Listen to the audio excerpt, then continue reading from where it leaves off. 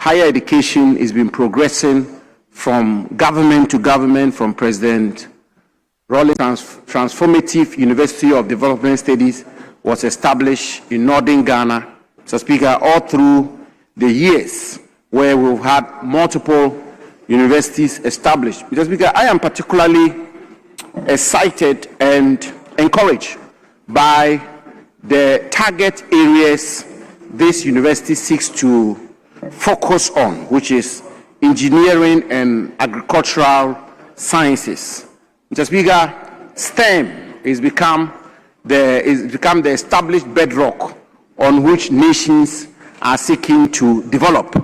Science, technology, engineering, mathematics, and science has become the major pillar on which countries are seeking to have transformation. And indeed, a lot is already been done in that area, which is why engineering and agricultural studies is very much welcome. Mr. Speaker, let me conclude by indicating that not long ago we were informed that a university was to be established in the Savannah region, specifically in Damango. Mr. Speaker, we're told that a $30 million United States dollars grant is being secured from the Chinese government, and a university is going to be established in Damango, the capital of Savannah region. Mr. Speaker, if you allow me, the Savannah region is about one of the only regions without a university. And indeed, this intervention came as a very refreshing and welcome news. And the people of Damango and Savannah region are looking forward to it with a lot of upbeat and excitement. I see that the minister has brought this bill before Parliament, and it appears that this particular university is gathering a lot of momentum. I'll be very happy if some attention is paid to the Damango University bit, because that is so important to the good people of Savannah region and the good people of Damango. And as the Minister of Education can very well agree with me, very important to my good self. I've been following up with him, and every time I've met him, I've reminded him that our university is so dear to us, and we should try and work towards it, especially that he's also a friend of Savannah region. Mr. Speaker, with these words, I support the move by the Minister for Education. Thank you very much. Yes, Honorable Colleague Zauda. Thank you very much, Mr. Speaker. Mr. Speaker, I also rise to add my voice to the earlier speakers who have supported this motion or bill. Mr. Speaker, my support is based on the fact that in the Ahafo region where Stephen Safit is and where I come from, there are several senior high schools. I can count as many as 20 senior high schools, all producing students ready to access tertiary education. Unfortunately, we don't have a university in the region. And President Mama has committed to establish a university in all the new regions. And therefore, for me, this university comes with good news for the people of Ahafo, because one of the campuses of the university to be established will be at Achiremsua, which is in my constituency. It is my view that this campus will serve the people of Ahafo as a starter, hoping that in future we would upgrade it to become a full university as the minister has committed to it. But Mr. Speaker, the other thing I wish to raise is the fact that as we establish these universities and churning out graduates from the universities, and the numbers that we churn out year after year, as a nation. It is my view that we have to sit and plan how we can provide jobs for these university graduates upon completion. It is a threat to governance in this country. It is a threat to democracy in this country. Some conscious effort must be put in place to ensure that job opportunities are created to absorb these graduates upon completion of the universities. With these few remarks, Mr. Speaker, I support the motion with all my weight and hope that members will support and get it passed. Thank you very much. Yes, Honorable. Thank you, Mr. Speaker.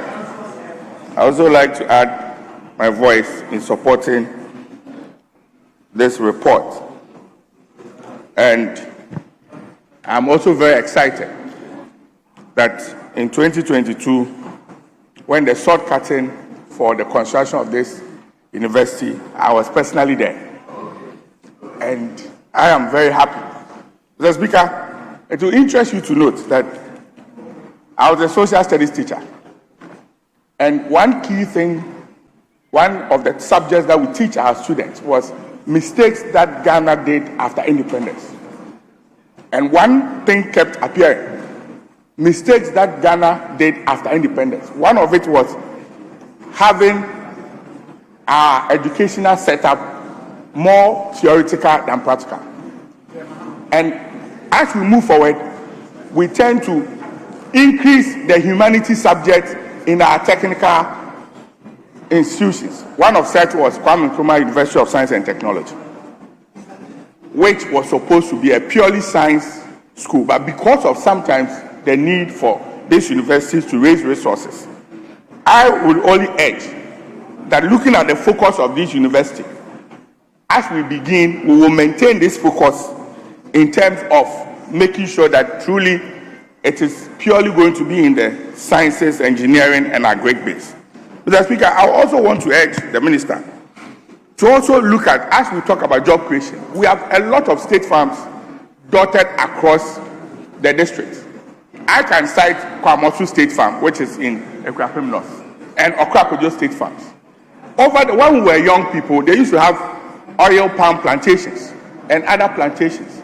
If you go back to see the state of these state farms, one, it is non-functional, and two, even it is turning into residential areas. And this is very disturbing. As we are going to produce students into engineering and agric, we should be able to have spaces for them to even practice and also have their own entrepreneurship production in terms of agriculture. And so I want to urge that as a house, the Minister of Education and the Ministry of Agric will start looking at these state farms that have been left, practically doing nothing. As we talk about food security, we'll talk about capacity building in these areas. It will be an interesting area for us to have as practicals for these students which we are going to enroll. Not only them, the University of Ghana Agri Department and all that.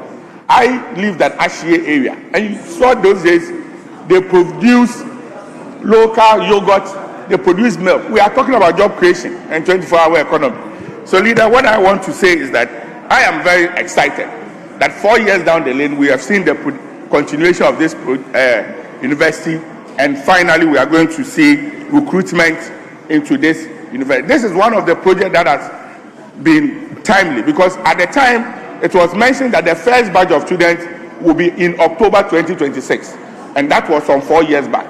And we are here today ahead of our schedule to approve the bill. So on this, with these few words, I want to commend the Minister of Education and the committee, and also to add my voice to the support of this report. Thank you very much. Honorable Jerry Ahmed, you were on your feet a few minutes ago. You have the floor. Please do have the floor. Thank you very much, Speaker. Speaker, as I rise to add my voice to this motion, let me first commend the Minister of Education for reconsidering the earlier initiative by the previous government, Nanado Baumia government, the need to ferry this bill to this hallowed chamber. Speaker, as Professor Kingsley said, this bill was originally brought, and you had my friend, now the deputy minister, who vehemently opposed his laying, just the laying, in 2022. Speaker, by God's grace today, we have this opportunity to have the government of today to rebrand the same bill, the same institution, and bring it for consideration.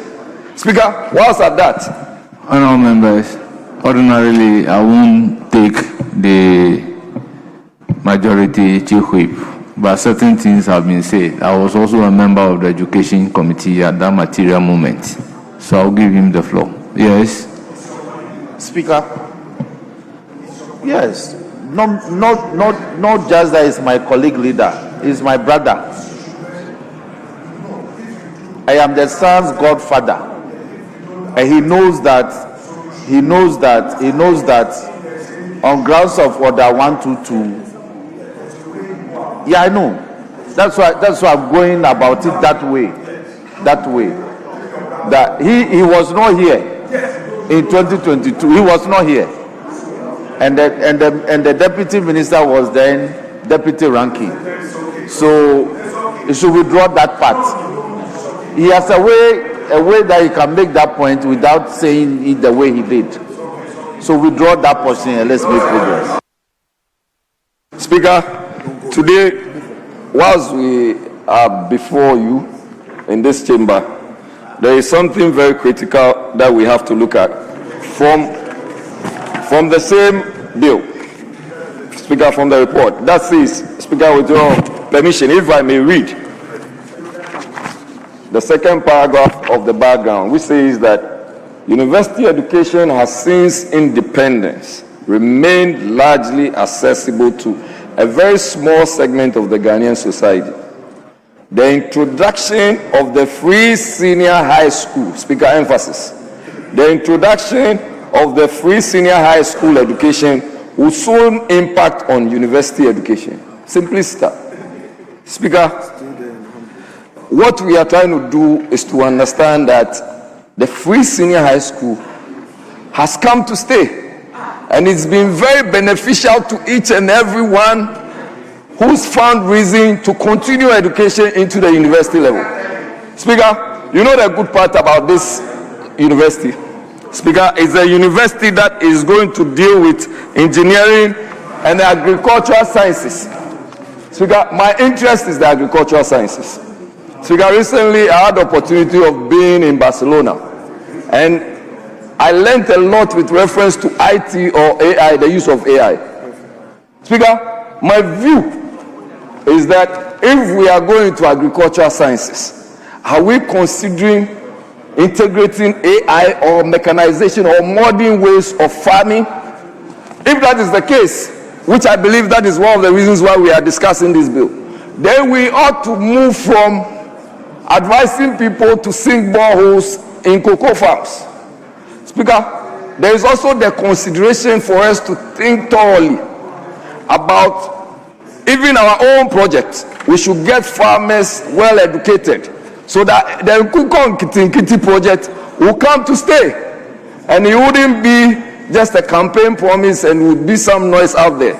Speaker, and this is because if we are able to learn the lessons from the Akonfirm project. Please keep to order 127. Speaker, I'm very much guided. Speaker, the point is that AI is the order of the day. The essence of this university would accord students a lot of new forms of learning, especially into farming and agriculture as a whole. Speaker, if we are able to adopt such measures, there is the need for us to now know that when we are farming, we'll farm with ease. We'll use the right products, the right farm techniques. And therefore, Speaker, this is the right time to reintroduce this bill and to ensure that it goes through all the stages for it to be passed. Speaker, I rest my case, and thank you very much. Yes, Deputy Minister, you have the floor. Thank you, Mr. Speaker, for the opportunity to contribute to the motion and the report by the Education Committee on the establishment of the University of Engineering and Agricultural Sciences. I wish to commend His Excellency President John Dramani Mahama and the Minister for Education, Honorable Haruna Idrisu, for this great initiative. Mr. Speaker, we all recall that His Excellency John Dramani Mahama has made university education or tertiary education free for persons with disability. I want to appeal to the Minister that we should ensure that whatever facilities are going to be constructed at these campuses should be disability friendly. And I believe that as they go to school for free and the facilities are disability friendly, it's going to help them in their studies. Thank you very much for the opportunity. Honourable members, Honourable Minority Leader, I thought you seconded the motion. You seconded the.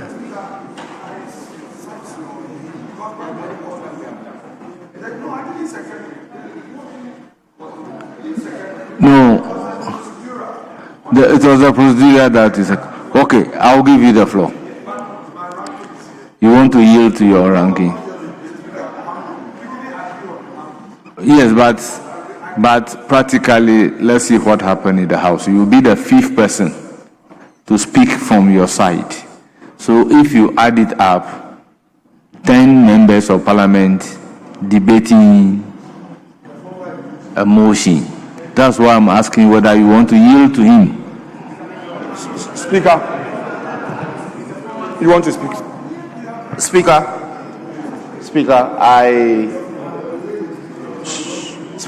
let me plead that being who he is, let him have a bite, but limit him to say 5 minutes. Then we can take leader. Then we can close it.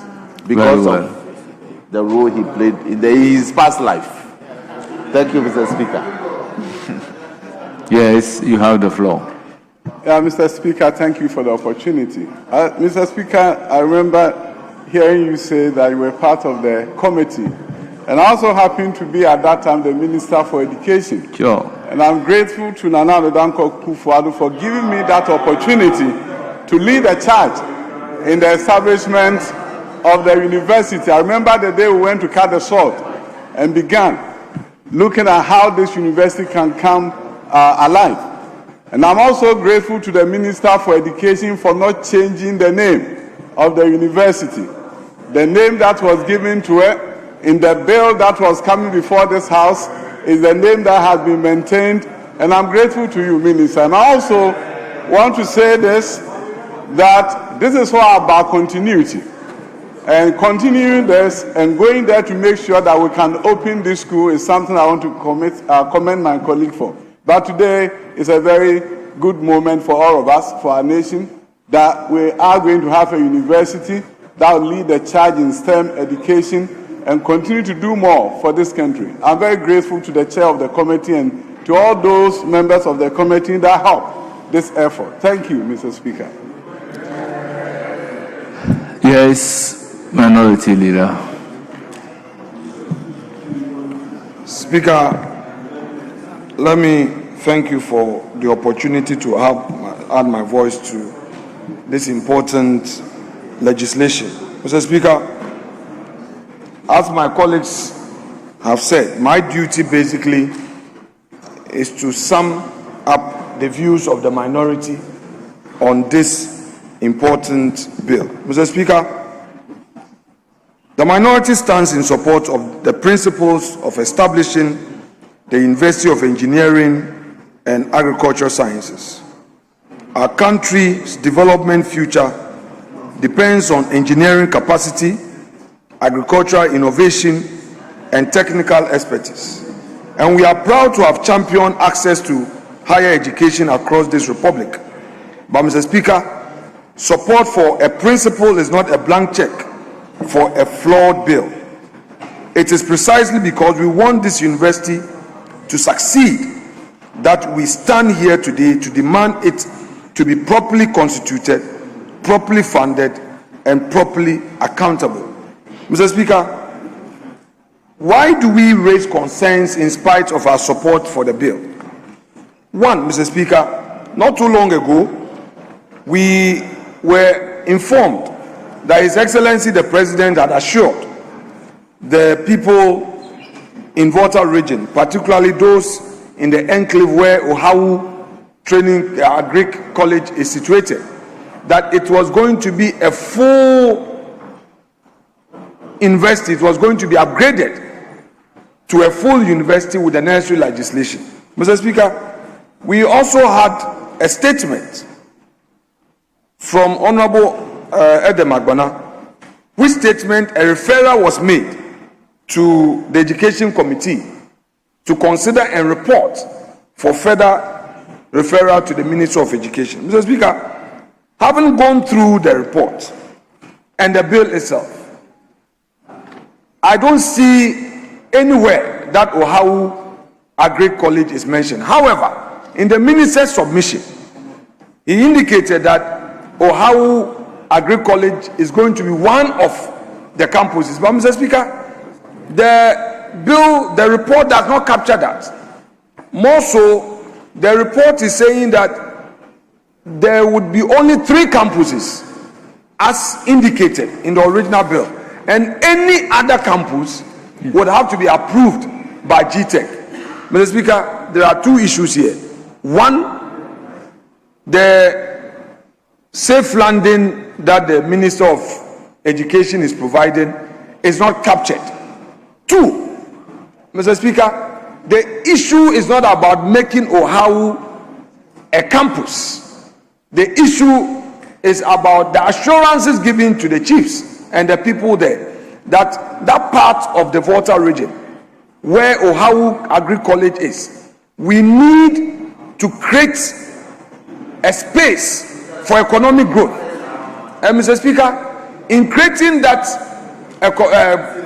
space for economic growth, we are not only looking at the student population, but the entire value chain. Mr. Speaker, in fact, the day this statement was made, my dad was very happy because he was one of the early students who trained in that college, and was later sent to Modena for agric mechanization training. So the 82-year-old man was very happy. But to hear from the Minister of Education that now it is going to be a campus and it's not even captured, Mr. Speaker, will beg a very huge question for an answer. I therefore would want the policy to be reconsidered. Mr. Speaker, that said, the respected Honorable Collins Dauda made a very profound statement, and I don't want that statement to just remain the way it is. First, I adopt that aspect of his contribution as though they were mine, and at the risk of adding to the superfluity of that statement, let me say a few things. Mr. Speaker, oftentimes we initiate, but we forget about the value chain, the end product. Mr. Speaker, we have so many universities in Ghana. I'm not against establishing universities, but what practical policies do we put in place for job creation? And Honorable Collins Dauda couldn't have said it better. Mr. Speaker, there's a huge national security threat. Yesterday, I met a 70-year-old man, at Achimota Golf Course. And he said to me, Alex, you the political leaders, can't you sit down and agree on the core national issues? Education, health. You cannot focus on these 2 and benefit from its positive effect in job creation and the private sector. Each one of you come in, you get your 4 years, and you are thinking of how to undo the other in terms of policy. Mr. Speaker, what has become of the National Development Planning Commission? 2 weeks ago, when I had the opportunity of addressing a gathering on centrism, it was one of the issues I addressed. The National Development Planning Commission is there and is toothless. We, the political leaders, have turned it into some partisan body. It is not supposed to be so. Our partisan manifesto must find expression in that national policy, and any political party must subscribe to that national policy. Mr. Speaker, that would mean having practical steps embedded in a policy for job creation. Mr. Speaker, the over 506,000 youths who bought the forms, who are graduates, Mr. Speaker, for security recruitment should be of worry to us. Establishing this university, Mr. Speaker, colleague, please, establishing this university would lead to educating our people, but wouldn't lead to creating jobs. Mr. Speaker, let's go to Switzerland. Switzerland, as a country, Mr. Speaker, they have a policy which encourages apprenticeship. Mr. Speaker, I'm not against university education because we live in a fluid media environment. I'm very careful how I put this so that somebody will not go somewhere and say Afenyo Makin or the minority are against establishing universities, or they don't want many Ghanaians to benefit from university education. No. But at the heart of the job creation, the job market is technical education, vocational training. There's nothing wrong with calling it engineering institution. But Mr. Speaker, there's a huge space where our youth lack technical education. We are investing in formal education, helping our children to earn white-collar job certificates. So he has a degree and he looks down on some apprenticeship that would have even created opportunity for him. I think the policy should be broader, and I'm happy the Minister of Education is here. We are making a huge mistake. We complain about Galamsey, but a lot of them are frustrated and they are there. It's a serious national security threat. This is not a period for partisanship. It's about our country, Ghana, and the policies that we implement and enact. As a people, we've been elected to a privileged situation. The people have a high expectation, and the nature of the world of today, they know more than we think we know. We may be taken by surprise someday, maybe soon, and then when that someday comes, that someday will not know MPP or NDC, gentlemen and ladies. When that someday comes, there will be no distinction between MPP and NDC. So I am taking advantage of this opportunity to urge upon us, once we create the opportunity for education, let us equally be serious about what will create the jobs, support for the private sector, opportunities for those who would want to go into industry, focusing on technical and vocational education, making apprenticeship attractive so that there will be equity, there will be balance.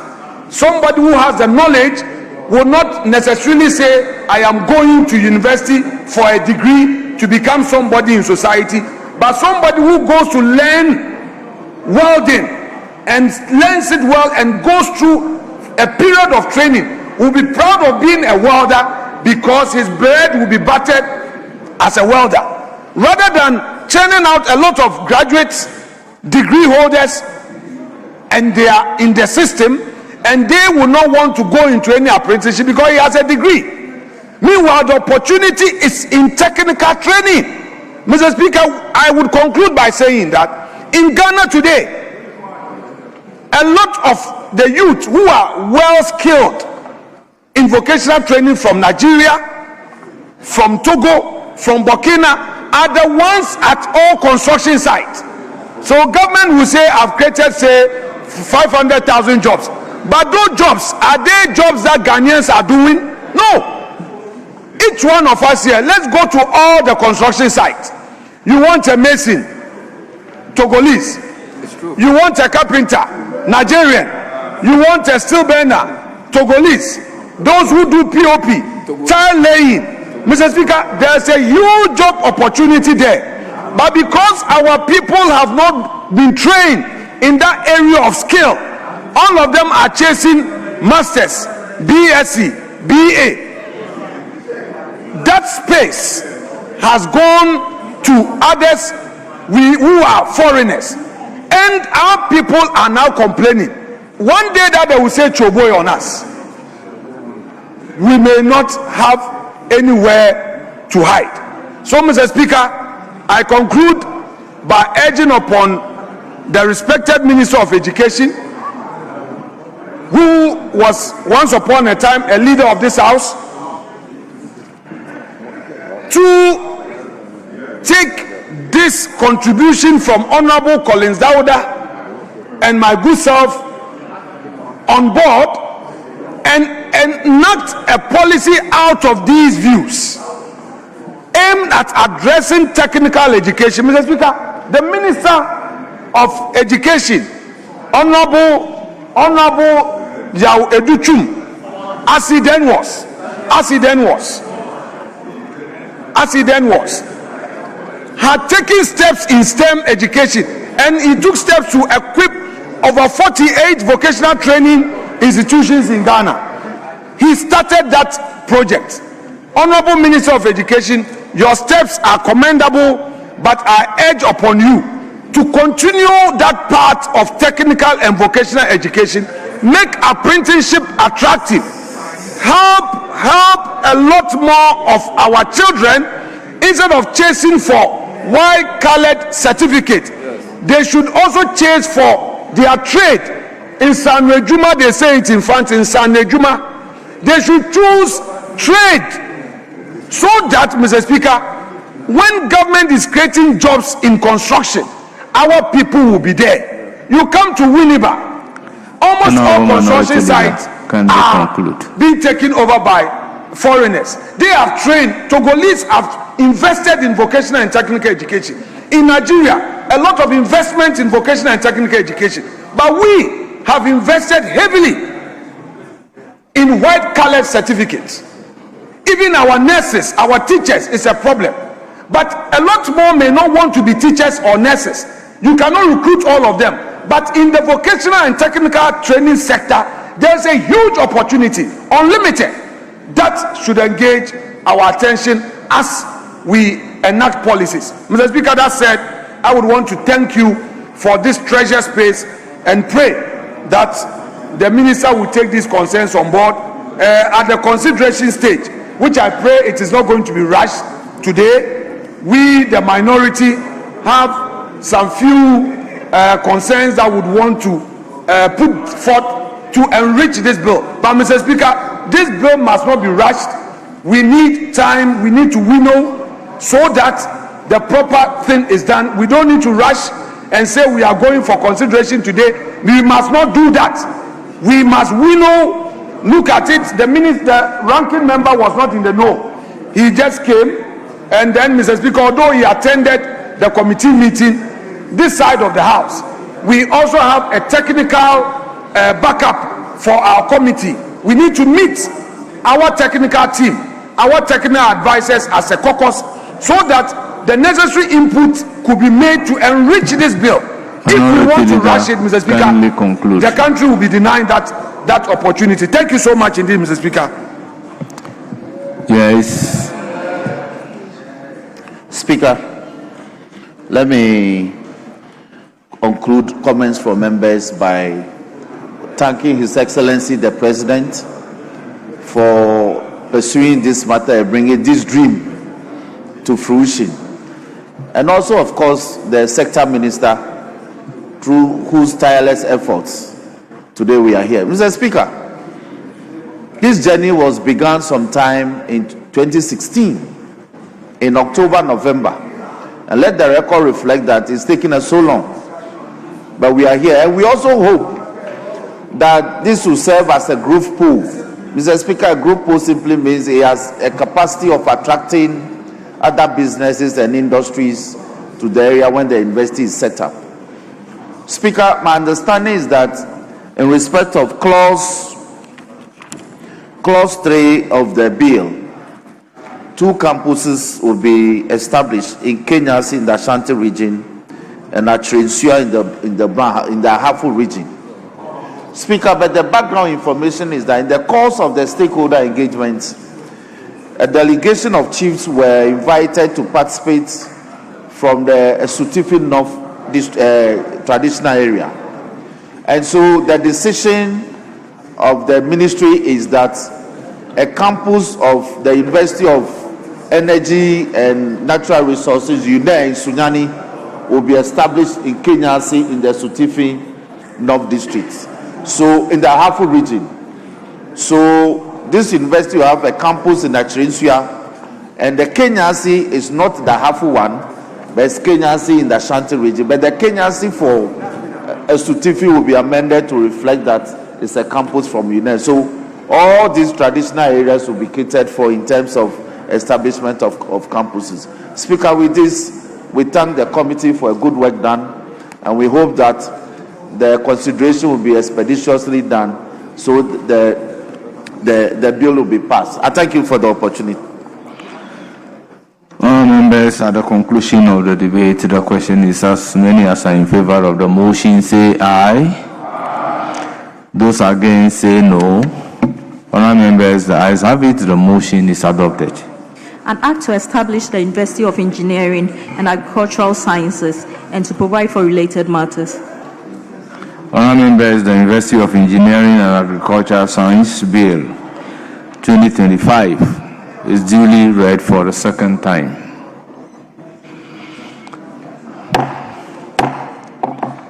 Yes, Majority Leader. Speaker, may we, Speaker, we want to move to consideration. Let's do consideration, Mr. Speaker. The mood of the House is that. Honourable members, as we engage, permit me to acknowledge the presence of our pupils from BCSC Catholic Primary and KG, led by Robert Mensah, a teacher. They are from Ajumako Enyan, SCM. They numbered 67. Honourable members, on your behalf, I welcome them to Parliament and urge them to have a fruitful visit. You may kindly resume your seats. Yes.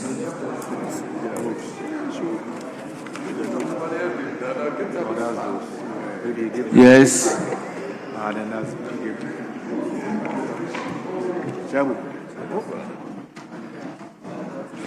Honorable Majority Chief Whip. Honorable Majority Chief Whip, what is the next business? Mr. Speaker, the proposal is that we take motion number 4 on other paper addendum. Speaker.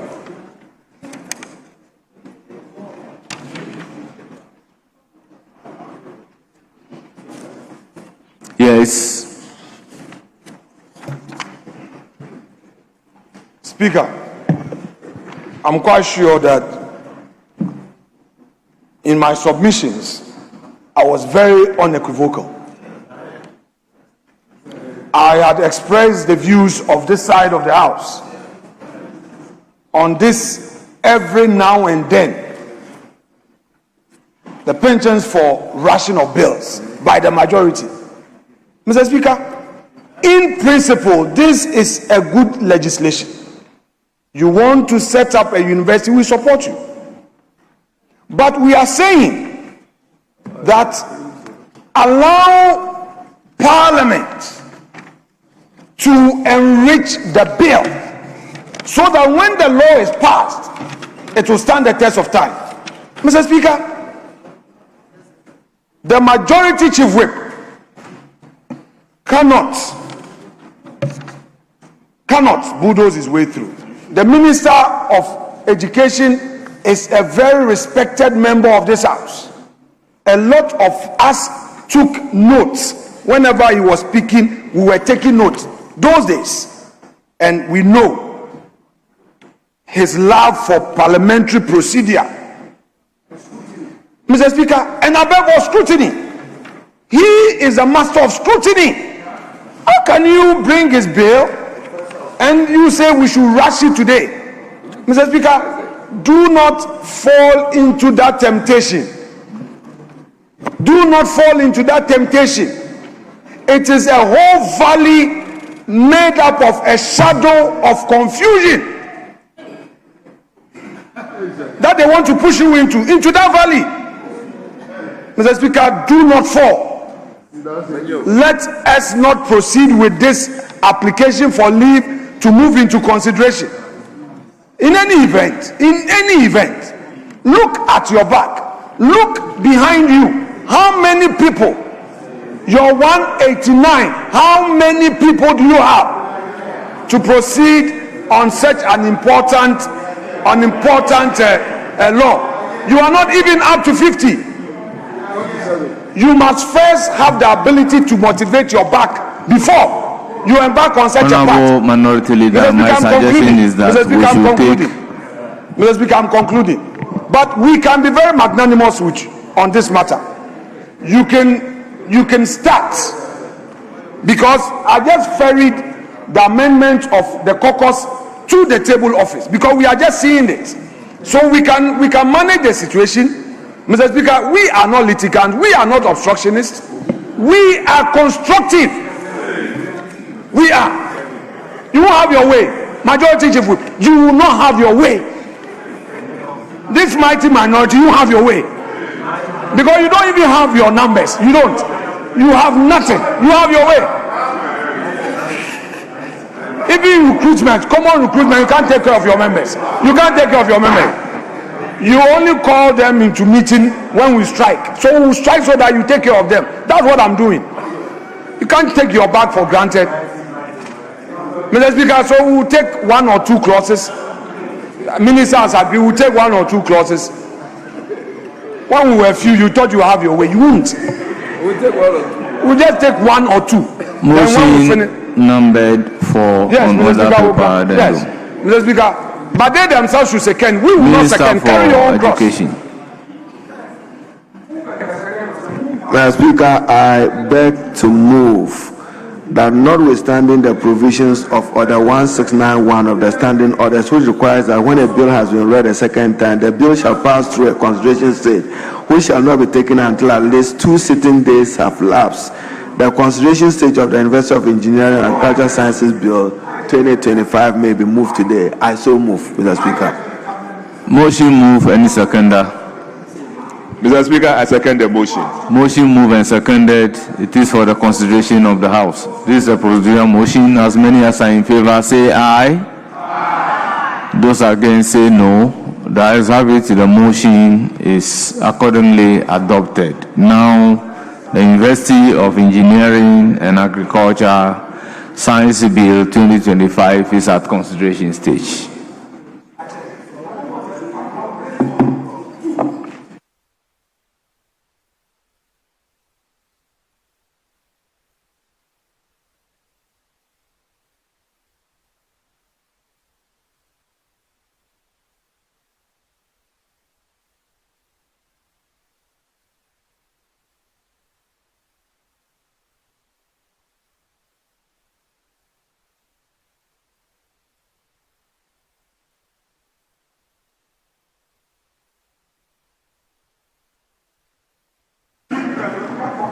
Clause 1, Chairman of the Committee. Establishment of the University of Engineering and Agricultural Sciences.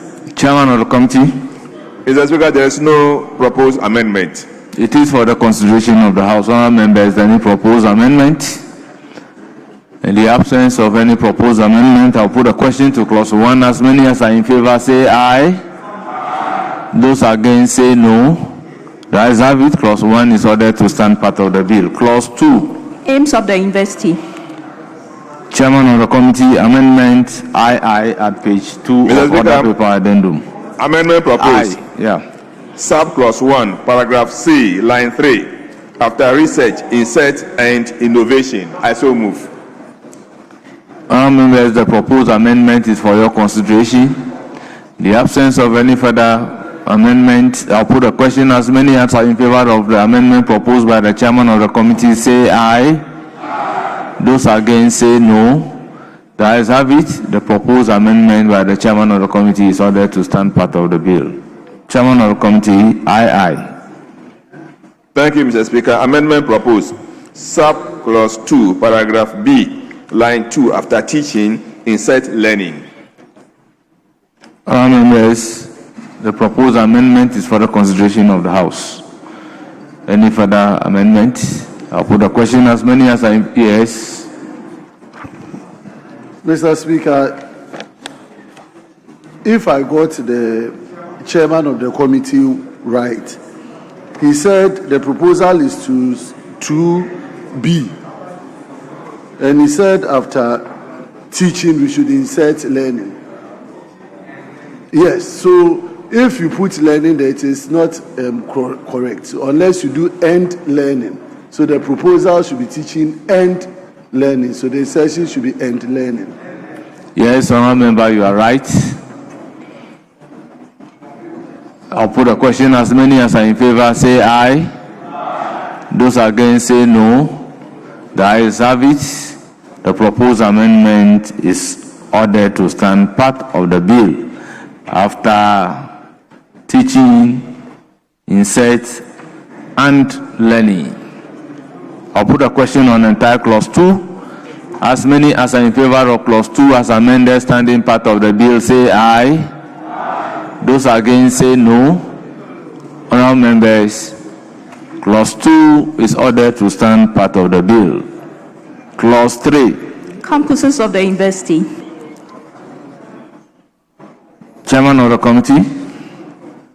Mr. Speaker, amendment proposed, clause 3, sub clause 2, paragraph A, delete and insert the following. Ohabu in the Volta region. I so move. It is for the consideration of the House. Honourable members, I'll put a question. All those in favor say aye. Those against say no. The ayes have it. The proposed amendment to clause 3 is ordered to stand part of the bill. Now I'll put a question on the entire clause 3.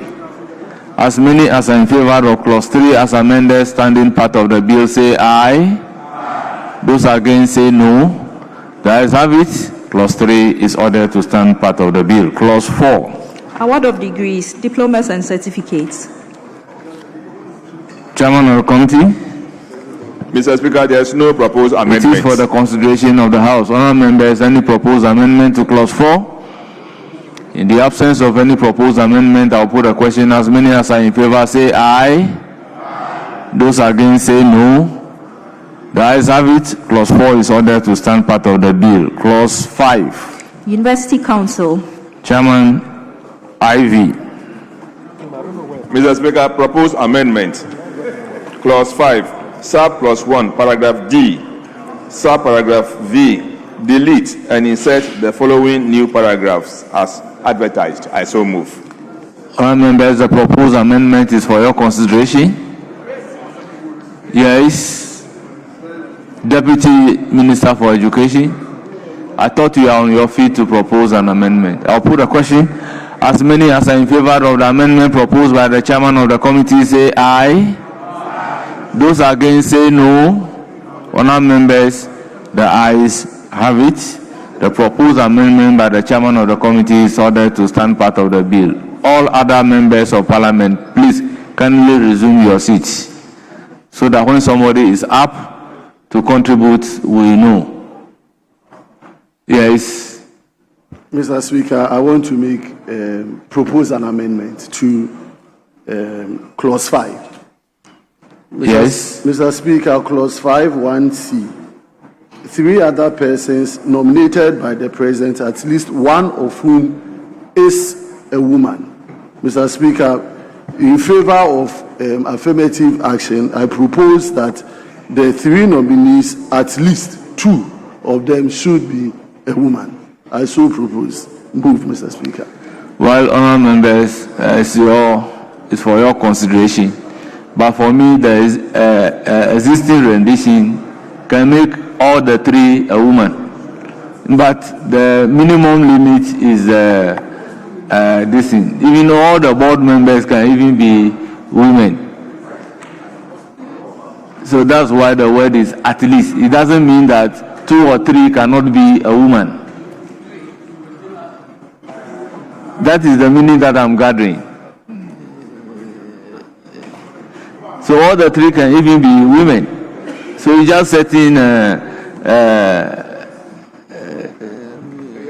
Okay, Mr. Speaker. Yes. Let me abandon the... Very well. Chairman moved amendment number V to clause 5.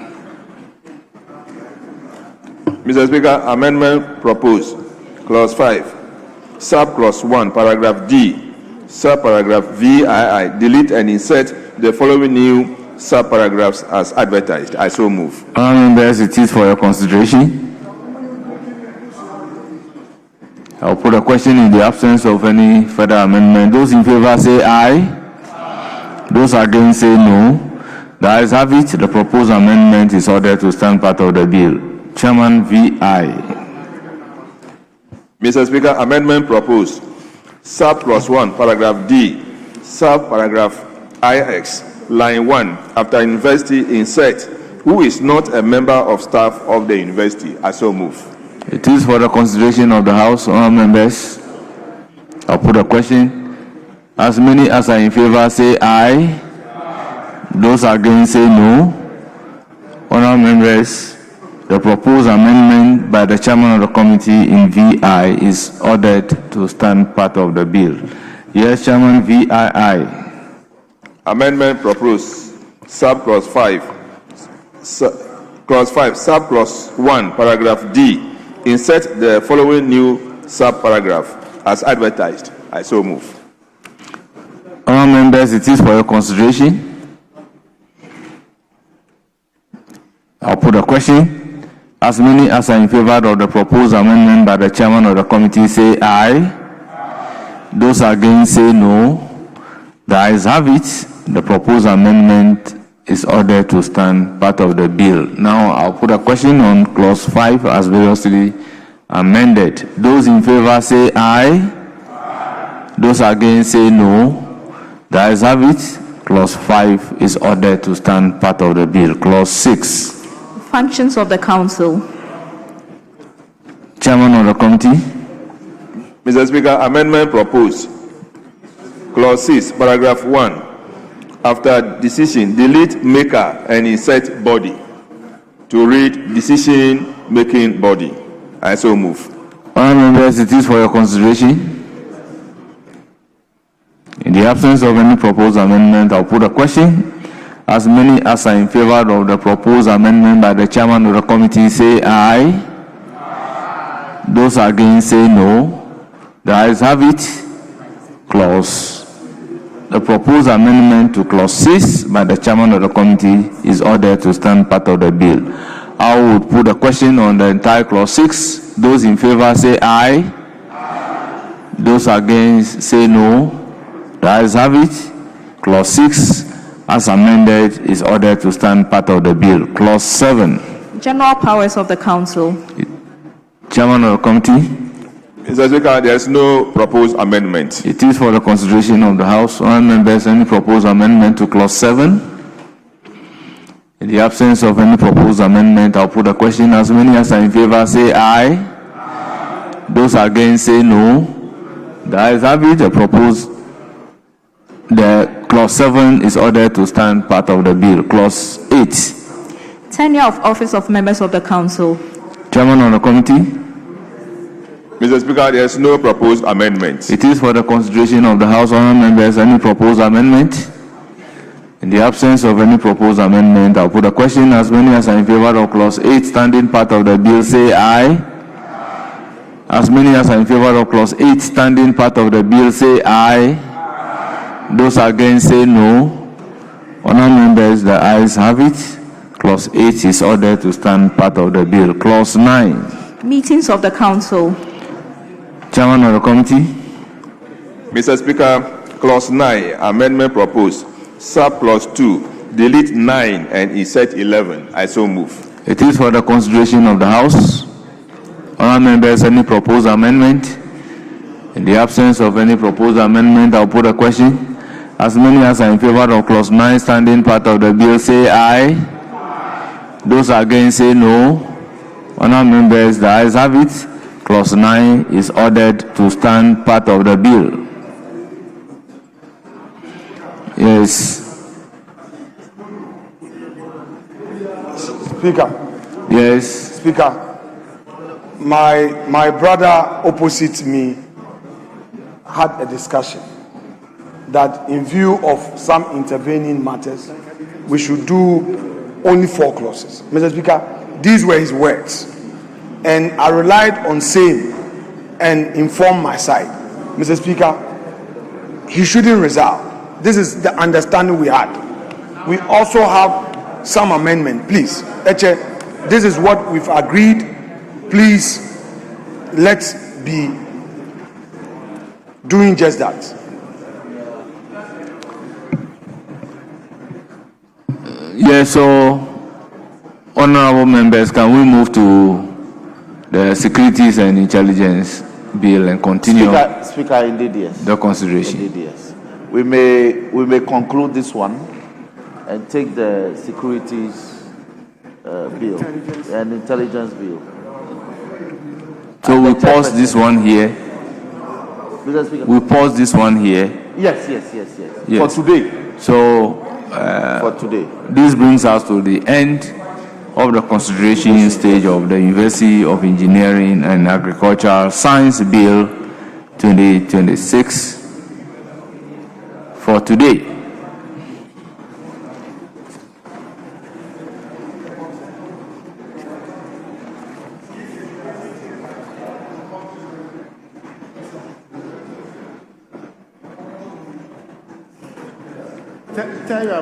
Speaker,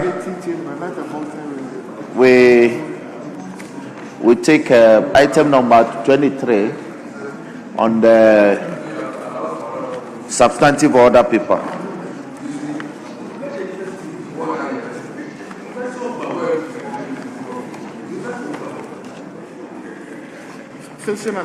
Honourable members, the Security and Intelligence Agencies Bill 2025 at consideration stage. That one we take 15. Jerry, we do 20 clauses.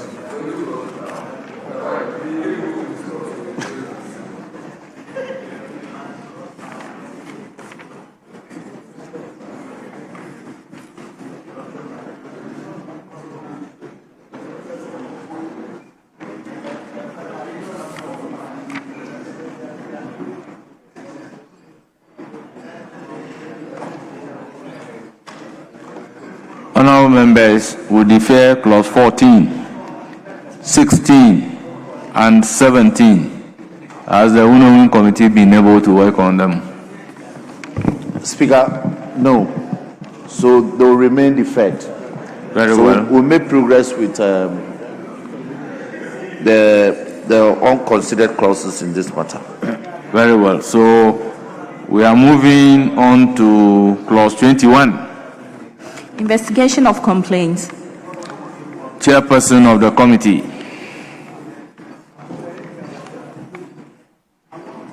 You have amendment as in VI. Yes, Mr. Speaker, there's a V to start with. Very well. V before VI, yeah. Yes. Clause 21, amendment proposed, subclause 1, paragraph B, line 1. After Director General, insert concerned. I so move. Honourable members, the proposed amendment is for the consideration of the House. I'll put a question. As many as are in favor say aye. Those against say no. The ayes have it. The proposed amendment is adopted. Yes, VI.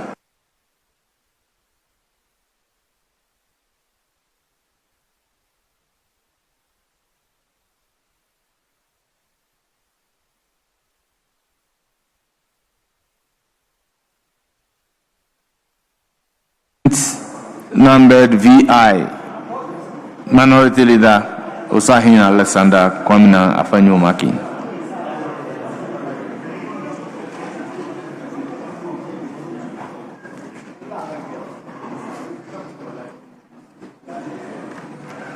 Speaker, with respect, I rise to move the amendment contained in today's order paper, page 21, amendment numbered VI clause 21. Mr. Speaker, the amendment proposed after sub-clause 3 of the main clause, insert the following new sub-clauses. For a person who is aggrieved by an act or omission of the council or a security or intelligence agency may, in addition to any remedy under this act, lodge a complaint with the Commission on Human Rights and Administrative Justice in accordance with Article 218 of the Constitution. 5. The lodging of complaint under subsection 4 shall not preclude the complainant from pursuing any other lawful remedy available under this act or any other enactment. 6. A security or intelligence agency shall not victimize, discipline, or otherwise prejudice a person for lodging a complaint in good faith under this act or before the Commission on Human Rights and Administrative Justice. Mr. Speaker, I believe these amendments are self-explanatory. Mr. Speaker,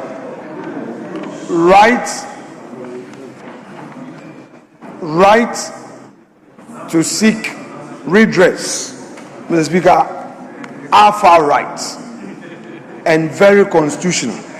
So, Mr. Speaker, providing an elaborate avenue for such right to be exercised, it's only part of fulfilling one of the promises of the Constitution. So, Mr. Speaker, I hold a view that these rights must not be withheld, since withholding same will be amounting to denying those aggrieved their constitutional rights. So, Mr. Speaker, I don't think I have to belabor. I discussed with my colleagues opposite me, and I didn't get any impression that this provision in any way goes against the... No, I didn't say you. I said my colleagues, and Mr. Speaker, they seem not to have anything against the introduction of these sub-clauses. But, Mr. Speaker, these are not matters for records. Now that the opportunity is there and they've seen the intent of my proposal, I believe that the committee members can have an opportunity to express their own views on same. Thank you, Mr. Speaker. Yes, but Minority Leader, let's look at it this way. Clause 21 is investigation of a complaint, and it reads, a person who is aggrieved by an act or omission of a security and intelligence agency may submit a written or oral complaint to the National Security Coordinator, where the complaint is against the Office of the National Security Coordinator or the Director General. The National Security Coordinator or a Director General shall examine the complaint and take appropriate action within 30 days after the date of the receipt of the complaint. Now, a person who makes a complaint to the National Security Coordinator or a Director General under this section may, where action is not taken or the person is dissatisfied with the action taken by the National Security Coordinator or the Director General, submit a written complaint to the Chief Justice. So these are the procedures that are being spelled out. And then the Chief Justice shall, on receipt of a complaint under Section 21, appoint within 60 days a tribunal of 3 persons to examine and determine the issue in the complaint.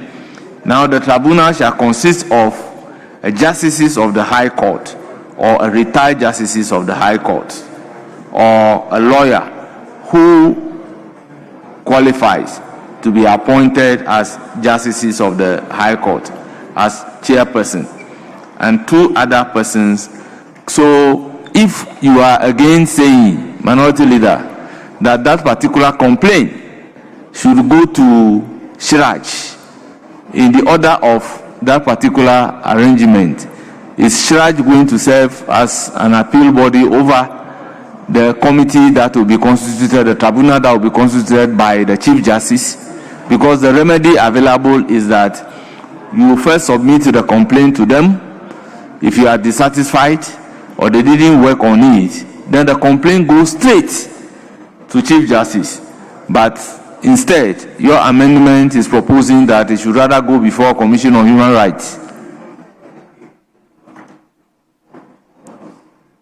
Speaker, thank you for that elaborate explanation. But, Mr. Speaker, let us argue in terms of Article 218. Mr. Speaker, the question is whether or not there is any estoppel that operates within the context of your explanation, which is to say that because of these provisions, you are completely stopped from pursuing certain constitutional rights as contained in Article 218. Mr. Speaker, yes, you can read Article 218 and we'll come to a conclusion that if you carry out this amendment, it will be problematic, because the act and omission of the council may not only be human rights in nature, and then the jurisdiction of the Commission on Human Rights and Administrative Justice is limited to issues of human rights. So if you are saying that if you are aggrieved by an act or omission of the council, go before the human rights. Speaker, with respect, if you paid due regard to my amendment, I was saying that this amendment is being proposed in addition to any other remedy that is available. Mr. Speaker, yes, the Constitution, if you read chapter 5 and the various articles there too, you have certain rights conferred upon you to access the courts when your rights are being violated. The same Constitution talks about charge. And Mr. Speaker, let me read what 218 says. It says the functions of the Commission shall be defined and prescribed by Act of Parliament and shall include the duty to A, to investigate complaints of violation of fundamental rights and freedoms, injustice, corruption, abuse of power, and unfair treatment to any person by a public officer in the exercise of his official duties. So, Mr. Speaker, my argument is this, that to the extent that the Constitution itself provides for this, and you have it as an additional remedy, we should have it in the law. We should have it in the law. Because, Mr. Speaker, let's go to chapter 5, the rights under chapter 5.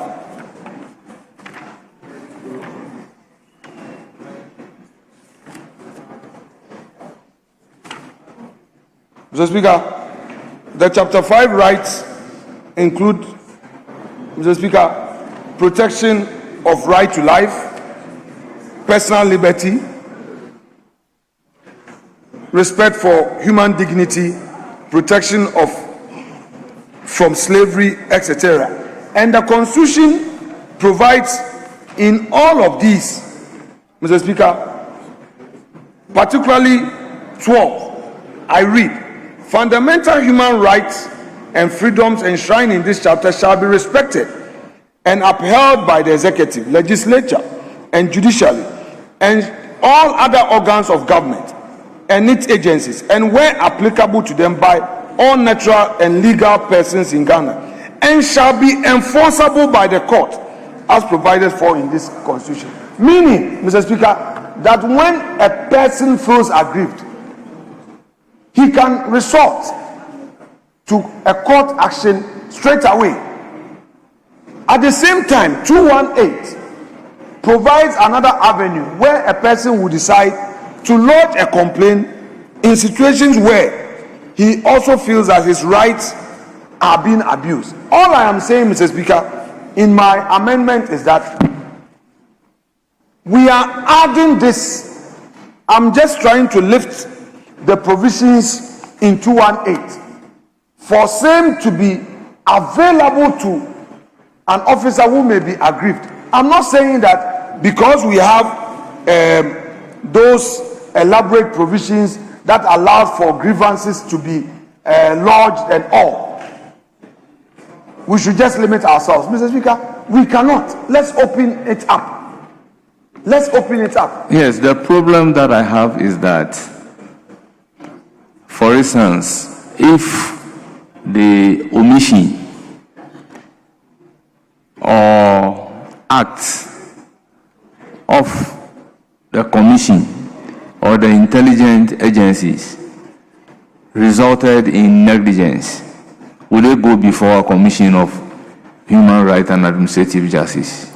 Speaker, if you pick it that way, then you may be creating some problem. Mr. Speaker, the language is may.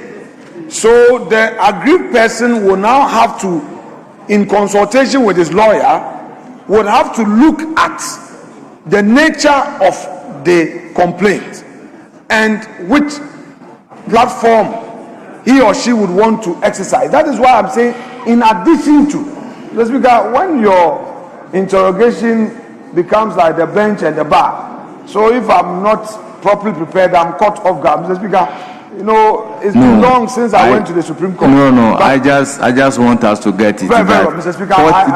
What this particular bill is seeking to do is to provide some domestic remedies. Whose domestic remedy, if exhausted, then the way is open for you.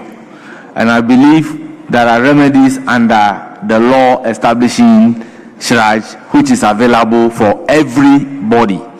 But for the purposes of this law, it is saying that if you have a complaint in 21, first let the complaint goes to the security coordinator. If the security coordinator has not been able to handle it, or you are dissatisfied about the way that is handled, apply to the Chief Justice, and the Chief Justice will constitute a committee to deal with the matter. When you are dissatisfied with the work of the committee, then the world is open for you to take advantage and then seek remedy where it is appropriate. So if you add this, then it means that you are adding a remedy under the SHRAJ law as part of the domestic remedies under this law. That is where I'm having a difficulty. I noticed that my friend John Dako was trying to catch your eye. I would want to yield to him very well to make his input. Yes, and I can very come well, back. very well, Yes. very well. Yeah, thank you very much, Leader and Speaker. Speaker, if you see what the minority leader is trying to do, is trying to ensure that these security personnel or anybody who is aggrieved by the operators of this act can choose which of the remedies available to apply to. The Speaker, you see that if, for instance, a security person feels aggrieved by this act, in most cases, they may not want to go to their institution, the home remedy you are suggesting. Some of them will rather want to go straight to Shraj because there is a fear that when you go straight to your officers, the seniors, you might not even get the justice that you deserve. So what this amendment seeks to do is to give this person the opportunity to now decide, okay, I'd rather go to Shraj rather than coming to my superiors who may victimize me just by complaining, or who might not give me the justice I deserve. And so if you look at the rendition, I think that is very important. It says that this person may, in addition to the remedy under the law, so the person, the remedy still exists, but may choose to go to Shraj. And clearly, 218 gives us the issues that can be brought before Shraj. And clearly, that would mean that this person feels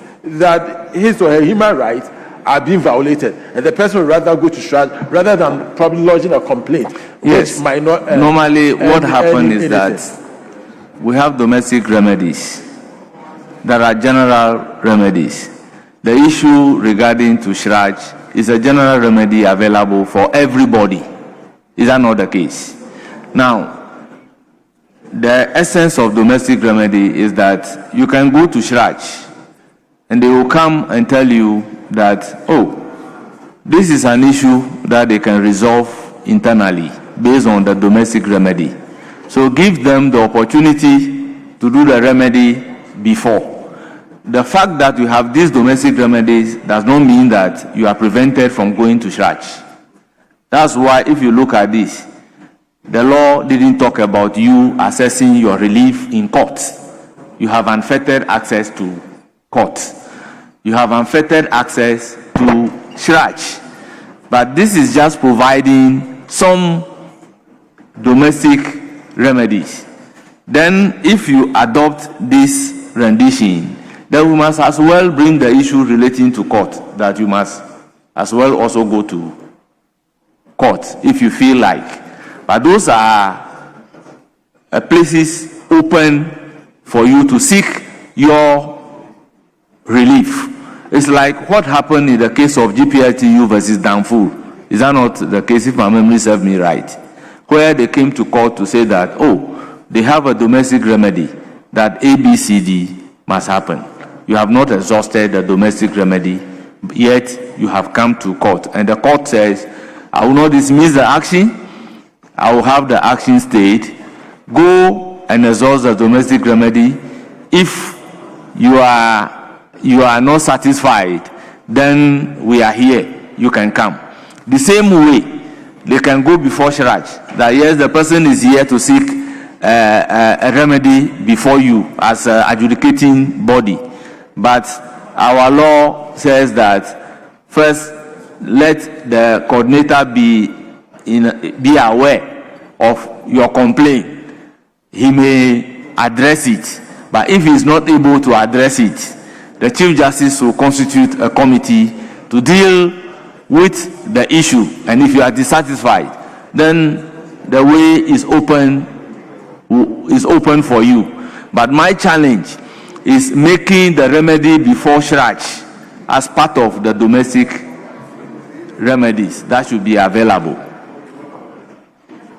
Yes. Speaker, I think we understand your position, and clearly so the Constitution makes that provision, and this bill also provides for a remedy, which includes reporting to the security coordinator. But the express provision in the bill as is being proposed is very important because of the nature of institution that we are dealing with. And so if you create that express provision, then the person will not be stopped, as you are indicating. If it had gone to court prematurely, then the court will ask you to go and exhaust the internal processes. But once this express provision is made, you, the complainant, has an option to go through either reporting directly to the security coordinator through that medium, or you go to Shraj. And there are good reasons why in setting up some of these legislations, we should protect the interest of those individuals, particularly using the Shraj medium, because you know, Mr. Speaker, that when you go under the Commission for Human Rights, there's a lot of protection, there's a lot of security for you yourself in terms of the complaint, rather than exhausting it internally. Internally, there may be a lot of challenges. So if it doesn't necessarily, initially you're talking about defeating the process as has been listed there. But clearly you can see that it is not going to defeat, but rather strengthen that position. So I think I would put a question, but my feeling is that if you give this option as being proposed by the minority leader, it would therefore mean that without the security coordinator being aware of the issue, without he receiving a complaint, failing to work on it or working on it, and then you are dissatisfied, anybody who has a complaint may go straight to Shraj. That is what it will mean. You understand?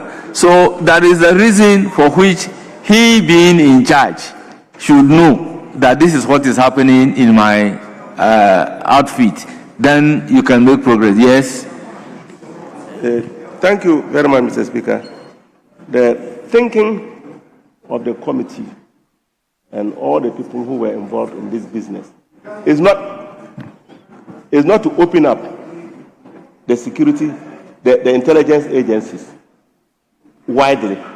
There is a way that we ought to control it, and we should not be given too many options, and that's one of the options that they are proposing.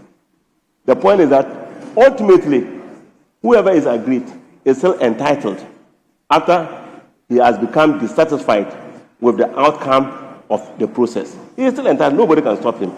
But as you put it, the provisions of the Commission on Human Rights and Administrative Justice applies to every other person. This is specific to this particular legislation. This is specific to the intelligence agencies, and we don't want to open it up unnecessarily. It is possible that if you give that option, like you quite indicated, the first option for the person to exercise is to write to the Commission on Human Rights and Administrative Justice, instead of exhausting what we have. And so we don't want to have that. So we reject that particular proposal. Thank you, Mr. Speaker.